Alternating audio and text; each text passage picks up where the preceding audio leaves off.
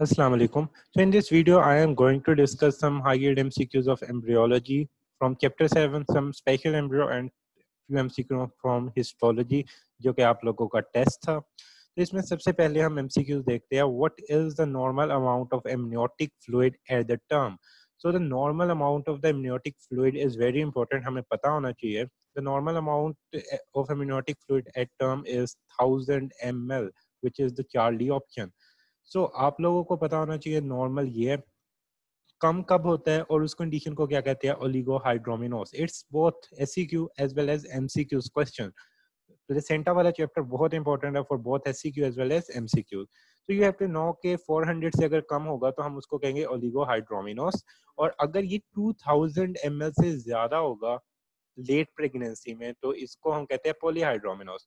पॉलीहाइड्रोमिनोस की हमारे पास different reason हो सकती है. फॉर एग्जांपल एनेंसेफली हो सकता है, और उसके अलावा हमारे पास एसोफेगल एट्रीजिया हो सकता है. फॉर एग्जांपल ओलिगोहाइड्रोमिनोस की एग्जांपल क्या हो सकती है, कोई किडनी में उसकी मसला हो सकता है जो बेबी की प्रोडक्शन हो रही है, बिकॉज उसने उसका यूरिनेशन जो हो रही होती है वो भी उस एमनियोटिक फ्लूइड में आपको पता है इन्वॉल्व होती है. यानी यूरिनेशन किधर से होनी होती है, उसमें इन्वॉल्व क्या होती है, आपका रीनल सिस्टम इन्वॉल्व होता है. अगर वो वाला एक्सक्रीटरी सिस्टम में कोई मसला है, it may lead to oligohydramnios as well. So the right answer is Charlie, which is 1000 ml. In the next MCQs, we can read a young insulin-dependent diabetic woman in her first pregnancy is concerned that her daily injection of insulin will cause a congenital deformity in her baby. तो insulin dependent diabetes में यानी वो insulin लगा रही है to, उसको diabetes है, तब उसको ये टेंशन है कि उसकी बेबी जो है उसमें कंजेनिटल मेलफॉर्मेशन ना हो जाए. तो जो उसका फिजिशियन है उसको क्या सजेस्ट करेगा. इसमें अगर हम ऑप्शंस पढ़ते हैं तो उसका फिजिशियन उसको क्या सजेस्ट करेगा. इस right answer is beta B. Insulin doesn't cross the placental membrane. Why? हमारे पास जो इंसुलिन है it's a protein, and most of the protein hormones can not cross the placental barrier, क्योंकि प्लेसेंटल बैरियर में से हर चीज पास नहीं हो सकती. आप लोगों ने पढ़ा हुआ है कि प्लेसेंटल बैरियर में से गैसेस इजीली पास हो सकती है, स्मॉल मॉलिक्यूल्स पास हो सकते हैं, but not the large molecule. Protein are the large molecule and insulin is one of the large molecule among the protein. मतलब इंसुलिन भी प्रोटीन है, वो भी लार्ज मॉलिक्यूल है. इसलिए हमारे हार्मोन सारे बेबी में मदर से बेबी में नहीं जा रहे होते, तो इस वजह से ये इंसुलिन भी नहीं जा रही होती. तो इस वजह से कोई मसला नहीं, अगर वो इंसुलिन लगा भी रही है कोई टेराटोजेनिक इफेक्ट नहीं आएगा. तो it's right answer is beta. So you should have to know about this thing. So the next MCQ is, which of the following best describes the placental component of the dizygotic twin? So first of all, we have to know about the thing कि what is dizygotic twin. ऐसा twins जिनमें दो zygote होते हैं, यानी दो अलग-अलग fertilization हुई होती है, यानी दो sperms आए होते हैं, दो eggs होते हैं. एक sperm एक egg को fertilize करता है, दूसरा sperm दूसरे egg को. So these are the dizygotic twin. तो जब डाइजाइगोटिक ट्विन होते हैं ना तो उनके प्लेसेंटा भी अलग होते हैं, उनकी इम्यूनोटिक सेक्स भी अलग होते हैं, उनके कोरियन भी अलग होते हैं. सो the right answer is delta. whenever you will see the dizygotic twins you have to remember the thinking के प्लेसेंटा कोरियन और इम्यूनोटिक सेट अलग होंगे. तो two placenta two amniotic sac and the two chorion. So the right answer is delta. So the next MCQ is, a 26-year-old pregnant woman experiences the repeated episodes of bright red vaginal bleeding at week 28, week 32nd, 34th of pregnancy. The bleeding spontaneously subsided each time. Use of ultrasound show that the placenta is located in the lower right portion of the uterus over the internal OS. तो आपको ये condition तो finger tips पे पता होनी चाहिए, क्योंकि ये बहुत कॉमन कंडीशन है और बहुत ज़्यादा पूछी जाती है कि इंटरनल ओएस के ऊपर अगर प्लेसेंटा उधर प्लेस है तो ये कौन सी कंडीशन होती है. तो right answer is Charlie placenta previa. और ये ब्लीडिंग क्यों हो रही है. देखिए प्लेसेंटा को जो सप्लाई कर रही होती है वो स्पाइरल आर्टरीज एंड वेन्स होती है. व्हेन एवर हमारे पास प्लेसेंटा इधर प्लेस होगा तो जब होता है ना ये 28th वीक, ये अब लास्ट मंथ चल रहे हैं, 7, 8, 9th मंथ. जब ये मंथ चल रहे होते हैं ना इसमें बेबी का साइज बहुत इंक्रीज कर रहा होता है, यूट्रस एक्सपेंड कर रहा होता है, बिकॉज आखिरी 3 मंथ में बेबी की ग्रोथ बहुत ज्यादा हो रही होती है. तो जब वो एक्सपेंड करते हैं ना तो हमारे पास जब यूट्रस एक्सपेंड करता है तो प्लेसेंटा में स्पाइरल आर्टरीज और वेन्स होती है, वो रप्चर हो जाती है समटाइम, और जब वो रप्चर होती है as a result of the rupture वो वाला ब्लड हमारे पास क्या होता है, वो वुमेन के एज अ वेजिनल ब्लीडिंग आ रहा होता है। तो वेजिनल ब्लीडिंग अगर इस फेज में होती है ना 7, 8, 9th वीक में, तो मोस्ट प्रोबेबली चांसेस होते हैं कि प्लेसेंटा प्रीविया हो शायद, तो वो अल्ट्रासाउंड से खैर पता लग जाता है। ये इतनी खतरनाक कंडीशन है कि समटाइम इतनी ब्लीडिंग हो जाती है कि it may lead mother to death, mother की डेथ हो सकती है, और इवन चाइल्ड की भी डेथ हो सकती है। So this is the condition placenta previa which is a Charlie option. So the next MCQ is a 32-year-old pregnant woman at the 30 week of gestation come to her physician because of excess weight gain. In the 2 week period, ultrasonography reveals polyhydramnios. So पहली बात याद रखें, polyhydramnios और oligohydramnios इनको तो finger tips पे कर लें. इनकी causes, इनकी reasons, इनकी values हर चीज आनी चाहिए because it's an SCQ, MCQs, viva, everything. तो क्या चीज फीटल नॉर्मेलिटी हो सकती है? तो द राइट आंसर मैं आपको इसको पहले भी बता चुका हूँ कि ये हमारे पास दो कंडीशन बड़ी इंपॉर्टेंट है. एक है एसोफेगल एट्रीशिया जो कि ऑप्शन ई में दी हुई है, और एक हमारे पास होती है एनेंसेफली. तो इस केस में पॉलीहाइड्रोमिनस यूजुअली होता है 2000 ml दी जाती है. आप लोग केएलएम के अकॉर्डिंग अगर केएलएम देखते हैं तो उसके अकॉर्डिंग जो वैल्यूज उधर दी हुई है वो फॉलो करें, और अगर लैंगमैन देखते हैं तो लैंगमैन के according. So the right answer is oesophageal atresia. तो आपको और पता होना चाहिए कि ड्यूडिनल एट्रीजिया में भी हो सकता है ये. उसके अलावा ये हमारे पास एनेंसेफली में भी हो सकता है. ओलिगोहाइड्रोमिनोस के बारे में अच्छी तरह बताया था कि मैंने पिछले में भी बताया कि किडनी प्रॉब्लम हो, किडनी की प्रॉपर डेवलपमेंट ना हो तब हो सकता है. यूरिनरी ट्रैक्ट प्रॉब्लम हो, फिर हमारे पास उसके अलावा वाटर ब्रेक हो जाए before you go into the labour, तो या फीटस की प्रॉपर ग्रोथ ना हो रही हो, तो वो ओलिगोहाइड्रोमिनोस होती है. तो the right answer is option E. So the next MCQ is during the later stage of the pregnancy, maternal blood is separated from the fetal blood by the. तो लेटर स्टेज पे हमारे पास जो अलैदा होता है ना, basically it is separated by syncytiotrophoblast as well as fetal endothelium which is in option D. तो आप लोगों ने याद रखना है जब लेटर स्टेज ऑफ प्रेगनेंसी में आ जाती है ना, तो दो चीजें इन्वॉल्व हो जाती है, fetal endothelium and syncytiotrophoblast. Initially हमारे पास जो होती है वो डिफरेंट है. अब एंड पे हमने देख लिया कि फीटल एंडोथेलियम भी अब इसमें इन्वॉल्व हो गया. It's a thin layer. तो the right answer is delta. A 25-year-old woman patient at 17 week of gestation come to her OB-GYN. अच्छा, सबसे पहले ना OB-GYN का आपको मतलब बता दूं. हम कहते हैं ऑब्स्टेट्रिक्स एंड गायनी. जो होता है ना ओब्स, वो होता है बच्चों के रिलेटेड, मतलब प्रेग्नेंट वुमेन्स के रिलेटेड, और जो गायनी होता है वो रिप्रोडक्टिव हेल्थ जो होती है वुमेन की उसके रिलेटेड जो डिजीजेज होती है. फॉर एग्जांपल यूट्रस का कैंसर हो गया या फाइब्रॉइड्स बन गए जो कि बहुत कॉमन है, पॉलीसिस्टिक ओवेरियन डिजीज, मतलब कोई डिजीज के रिलेटेड फीमेल जेनिटल ट्रैक्ट के हम अगर डील करते हैं वो गायनी में आता है.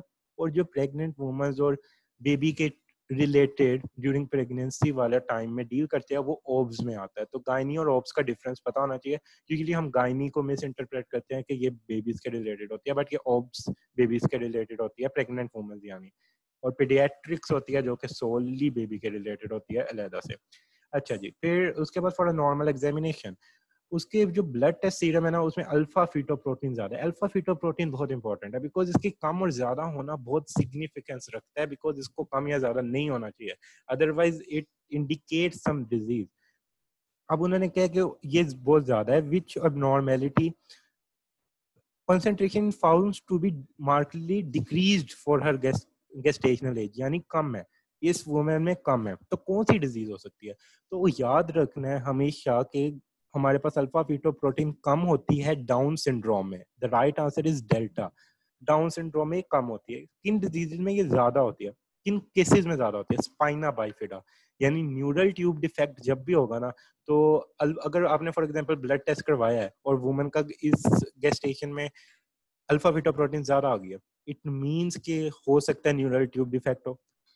तो न्यूरल ट्यूब डिफेक्ट में होती है. न्यूरल ट्यूब डिफेक्ट में एक बहुत इंपॉर्टेंट चीज जो याद रखने वाली है कि वो है कि फोलिक एसिड डेफिशिएंसी की वजह से न्यूरल ट्यूब डिफेक्ट हो सकता है. विटामिन B9 रिक्वायर होता है, वो हमारे पास नॉर्मल डाइट में भी हम ले रहे होते हैं, बट प्रेग्नेंट वुमेन को सजेस्ट किया जाता है कि वो मेडिसिन ले, उसको वो मेडिसिन दी जाती है. फिर स्पाइना बाइफिडा हो गया पहला, यानी न्यूरल ट्यूब डिफेक्ट. एनेंसेफली, इसमें भी अल्फा फीटोप्रोटीन ज्यादा होती है। ओम्फेलोसील, इसमें भी अल्फा फीटोप्रोटीन ज्यादा होती है। एसोफेगल एट्रीशिया, इसमें भी अल्फा फीटोप्रोटीन ज्यादा हुआ है। अब हमने देखा एसोफेगल एट्रीशिया में अल्फा फीटोप्रोटीन ज्यादा हो रही है, इसके अलावा एसोफेगल एट्रीशिया में पॉलीहाइड्रोमिनोस भी हो जाएगा।